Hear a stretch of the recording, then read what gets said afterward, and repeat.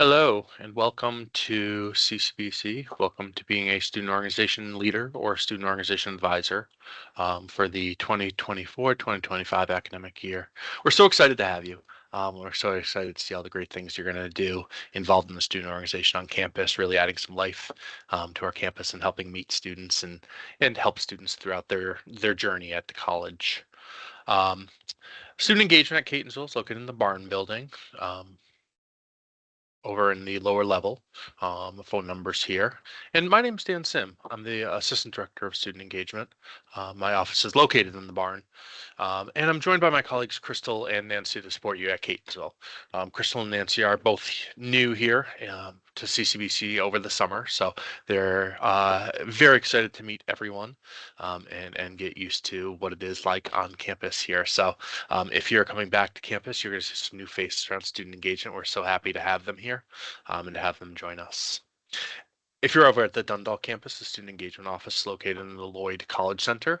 It was renovated over the summer of 2024, so it might look a little different if you're coming back to campus after the summer. And over at Dundalk, you'll see a couple of friendly faces helping you. Your primary contacts over there, they're going to be the best resources for you are Crissy Hoffman, Dan Coco, and Destiny Jackson. And here at Essex, you're going to see the Student Engagement Office located in the Romadka College Center, room 102. And my colleagues, Christy and Karen, are your main contacts over at the Essex campus. All of these links, all their email addresses, their names, that'll be included in the description of this video, which is housed on YouTube. So if you go into the description of the video, I know you're not going to be able to click these links in the presentation here online, but if you go in the description, everything will be there, as well the links that we talk about upcoming with being a student organization leader. Want to talk a little bit about the benefits of student leadership. And so as a student leader, we know you have a lot of different responsibilities. We know that this is an opportunity for you to learn, to grow. It's an opportunity for you as a student leader that you'll have a chance to build your communication skills, your time management skills. This is kind of like a laboratory for life. And so leading a group of people, understanding how other people work, what it is to manage an event, to plan an event, and to work as a team. Those are all those skills that we gain as student organization leaders, and we're excited to have you within our student engagement family, helping out to have you make campus all you want it to be, and kind of that opportunity to co-create the campus environment. Um, the nice thing is when you're co-creating, you're giving back to the campus, you're gaining these skills as a student leader or as an advisor, helping to create the campus community like you'd like it to be. So let's talk about student leadership. Um, take a minute, as a student leader, and think about what do you want to gain this year as a student leader. As an advisor, take a minute and think about what you hope to have students gain in their leadership roles. Because it's fabulous to be a student organization leader, the intentionality behind it is incredibly important. So take a minute, write it down. I'm not going to quiz you on this later, I promise. But it is an opportunity for you to reflect on what you see ahead of you this year as a student leader or as a student organization advisor.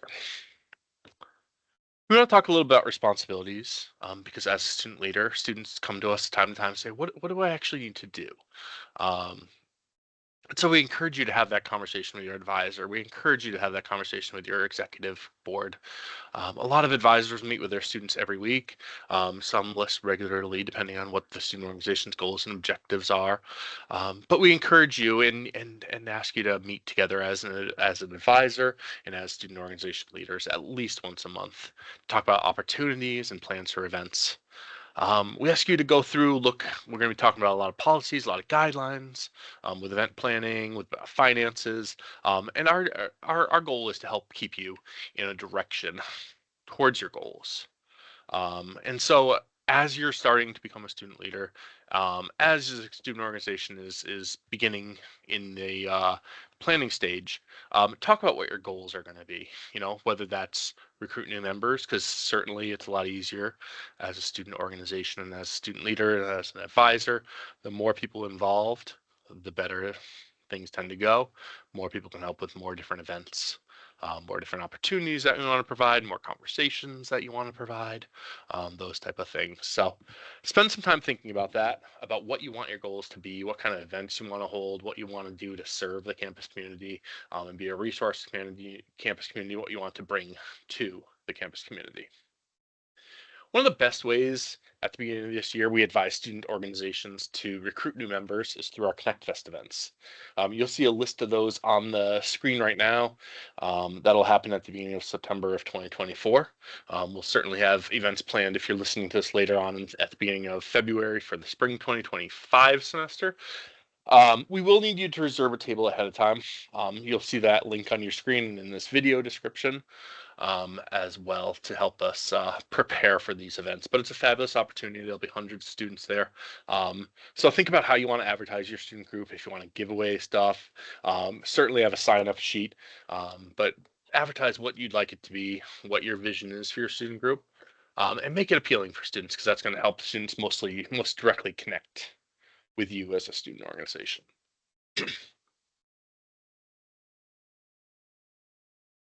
These are a couple scenes from Connect Fest. You'll see in the top right some of our Phi Theta Kappa leaders from previous years with some of their t-shirts, informations they're giving away, sign-up sheets for what they're doing, some of their upcoming events.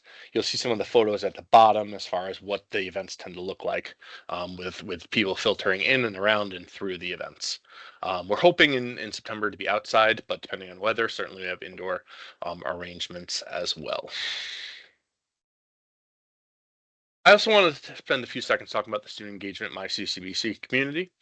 So if you are returning to CCBC for another year, our main CCBC website did get a major upgrade during the end of the spring semester. Maybe you've seen, maybe you haven't. But the My CCBC community is in the upper right of ccbcmd.edu. And if you click, you have to log in with your CCBC username and credentials. This will take you to the main page for My CCBC. And under CCBC communities, you can navigate to the student engagement community. This is an opportunity to know exactly how, what's going on campus. It's an opportunity for you to access all the forms and documents you need in order to help get the paperwork done for you as a leader. So you'll need to click join that group, and you'll be able to see the information online. On the left, you'll see the tab for student clubs and organizations, and that's where you'll find a list of all the documents, links to all the documents and resources you'll need as a student leader. So I also want to spend a couple seconds talking about student government. So student government serves as the governing body, the umbrella group over all the student organizations, working to connect student organizations and working to help student organizations succeed. As a student organization leader, as an advisor, you'll have a liaison within student government, and they'll be reaching out to you right at the beginning of the semester. Their goal is going to be to help you do everything they can in order to help your student organization be successful, getting different ideas, planning different events. They're going to be liaison for 5 or 6 different groups probably, so it's not that they are doing all the work for you, but they're going to help you go through those hurdles towards helping make your group successful, towards developing some of the programming and opportunities you want to have, and really support you through that planning process, especially as you're gaining new leaders. They also do a lot of advocacy as student leaders. So this is a picture from the group that went down to Annapolis last February of 2024. Meeting with state senators, meeting with state delegates, advocating for affordable education. So they're very busy with their advocacy work as well as helping you as a student organization leader. We do ask that students are able to, student organizations have representation at the different SGA meetings, different opportunities for leadership. That not only helps you as a leader, but it helps you connect with other student organizations, give you a chance to collaborate, gives you a chance to meet other students on campus. And so overall, this is something that really benefits you as a student in your student organization. We have open meetings, we have leadership development meetings, and we have a town hall meeting with our college president, Dr. Kurtnitis. On your screen, you'll see the fall 2024 schedule meetings. They'll be in the description of this video as well as emailed out to you as a student leader, so you do have them. We ask you to join these meetings. We ask you to be present and share what's going on with your student organization in order to best help you. But let's talk a few minutes talking about your student organization budget, how to allocate and use that budget. And so new student organizations do have the opportunity to access some funds. It is open for requests. Returning student organizations, if you told us in May of 2024 you're going to come back and be a recognized student group during the 2024-2025 academic year, we've allocated you $2,000 in your budget. All these funds, regardless if you're a new student organization or returning group, you'll need to request this funding online. There is some additional funding that SGA can approve as well. They do have a budget line set aside to help student organizations. This is all the same process that we'll talk about in just a second for any kind of budget request.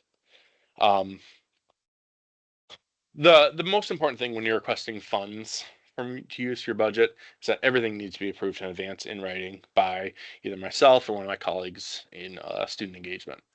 And so these purchases need to be approved in advance. They can be used really for a whole lot of things. It's really up to you as a student organization in your planning process to determine how you're going to use your budget.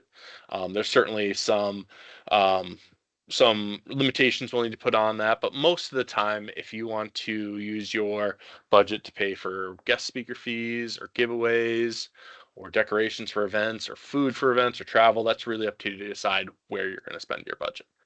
Um, we can't typically buy stuff with the budget that the college already provides. So we're not going to provide computers. We're not going to provide printers, those type of things that the college already has in many of our classrooms and many of our rooms that you would reserve on one of our campuses for events.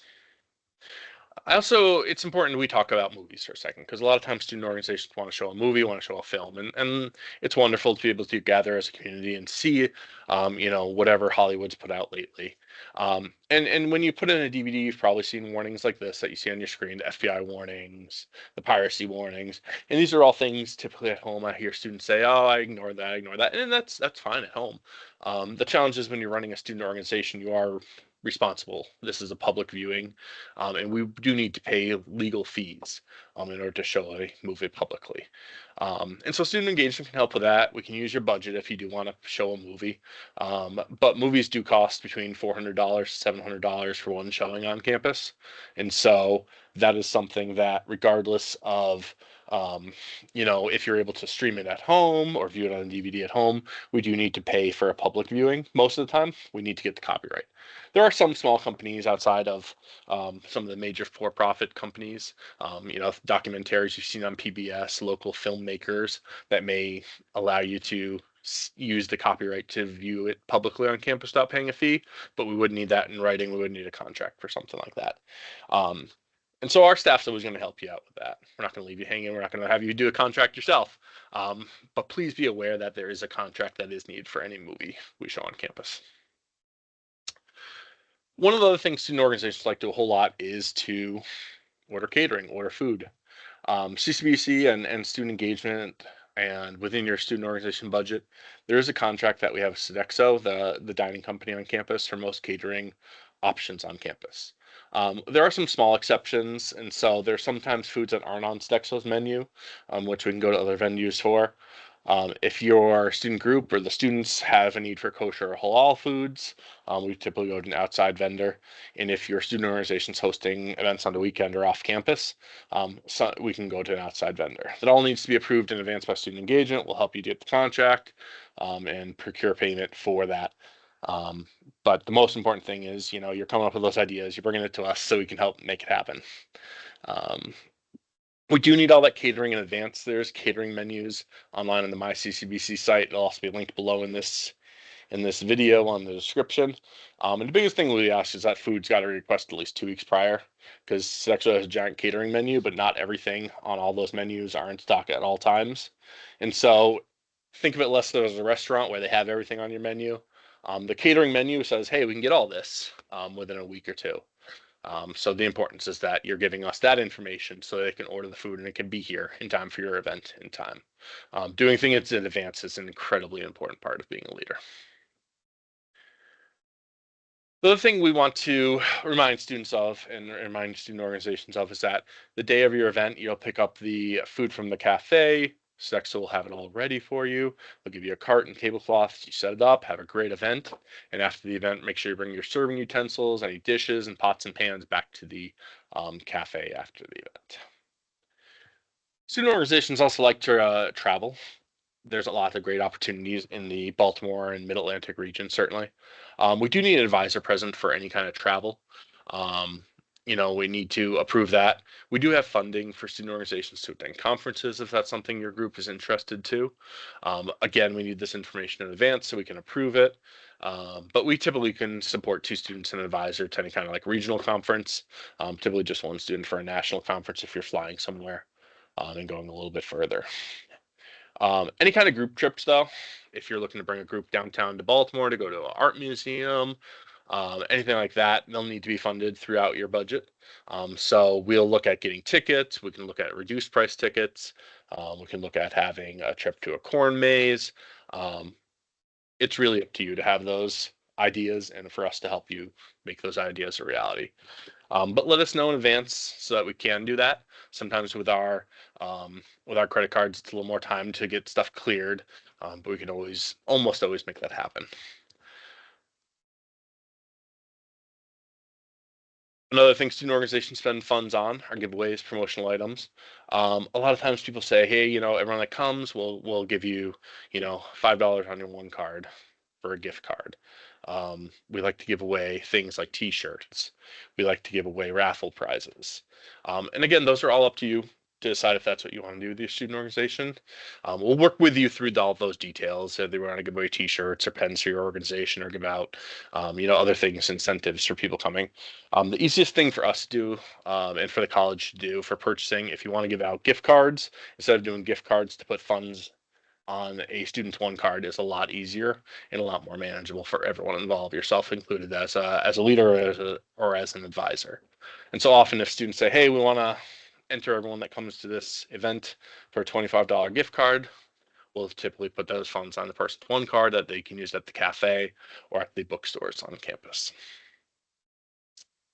We also want to make sure you know that your student organization is your student organization. The student engagements office, we're not here to tell you yes you can, no you can't. Like we have to do that sometimes. um but most of the time, like, the ideas to your group, we're not going to tell you what to do or what not to do. It's really up for you to decide of how you want your group to run. So have that conversation, and our job is to help you be successful. There's a lot of different opportunities you have, and ultimately your student organization is going to be what you make of it.